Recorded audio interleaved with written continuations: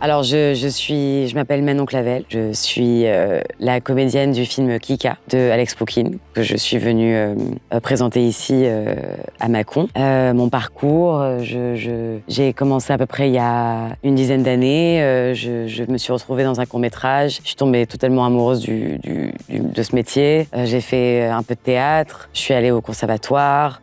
J'ai joué ensuite, quand j'étais au conservatoire, un film de Correda, quand j'étais en deuxième année, voilà La Vérité. Ensuite, je suis sortie du conservatoire, j'ai joué au théâtre, j'ai joué dans plusieurs films, des rôles pas aussi importants que celui de Kika. Et il y a donc un an, j'ai rencontré Alex Poukine, la réalisatrice, et on a fait ce film ensemble, et voilà.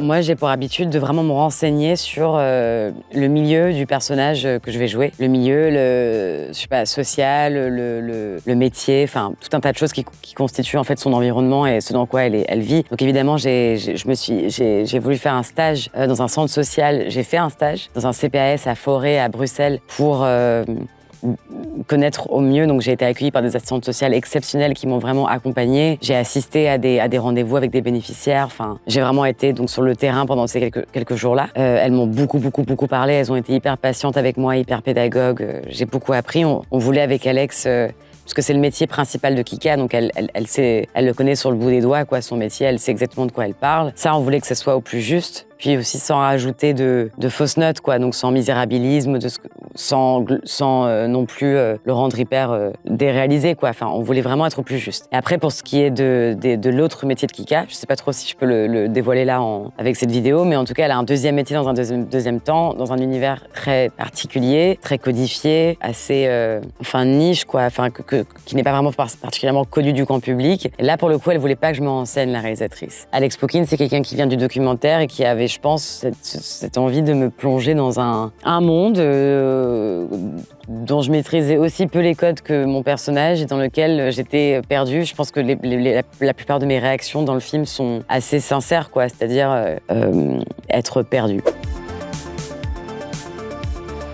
En fait, c'était à la fois hyper chorégraphié, puisque beaucoup de scènes sont très physiques, du coup, vu que c'est un boulot très physique. Donc, on avait une coordinatrice de cascade, on avait une référente en ce métier-là. On avait une coordinatrice d'intimité aussi. Donc, et puis, la plupart des choses ont été répétées à l'avance. C'était vraiment chorégraphié et très encadré. Mais pour ce qui est du jeu et de la sensation, je dirais que ça, c'était un peu plus laissé à... Oui, on laissait un peu libre cours à l'improvisation parfois.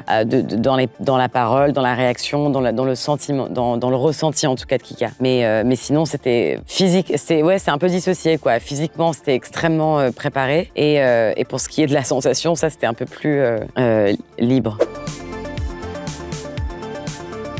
Ici, hyper bien. C'était rapide, hein. Je suis arrivée ce matin pour l'heure du déjeuner. Et avec Yuna de Peretti, la directrice de casting, et Sarah aussi, qui travaille chez Condor, qui distribue le film. Et on a rencontré des gens formidables. J'ai vu un film, on a fait une conférence. Enfin, en fait, j'ai beaucoup ri, c'était super. J'ai adoré mon temps ici, même s'il était très court. J'aimerais beaucoup revenir. J'ai rencontré une actrice de Lyon tout à l'heure, justement, qui a fait avec nous la masterclass, qui disait qu'elle conseillait, parce que moi j'ai commencé à faire ce métier à Paris, et elle disait qu'elle avait l'impression, à l'issue de son école de théâtre à Lyon, de recommencer un peu à zéro en étant lâchée dans la nature, et qu'elle conseillait peut-être de faire plus les choses à Paris dans les écoles. Donc je pense que c'est vrai qu'à Paris, il y a énormément de gens de ce métier la centralisation autour de Paris, oui, malheureusement, c'est une réalité. Je dirais que peut-être là-bas, il se passe beaucoup de choses. Peut-être ici à Mâcon, peut-être la figuration est un bon moyen de rentrer dans, je sais pas, des circuits, déjà voir comment ça se passe sur un plateau, voir si vraiment c'est quelque chose qu'on aurait vraiment envie de faire. Je trouve que c'est une bonne manière de voir un peu la réalité de ce que c'est que la fabrication d'un film. C'est un très bon poste d'observation, en fait, le poste de figurant. Et je sais que dès que les productions quittent, dès qu'il y a un tournage en n'importe quelle région de France, généralement les figurants sont de la région. Et donc je pense que c'est une bonne première, faut regarder les annonces, quoi, sur Internet. Internet, une bonne première approche. Et une fois qu'on est sur ce tournage,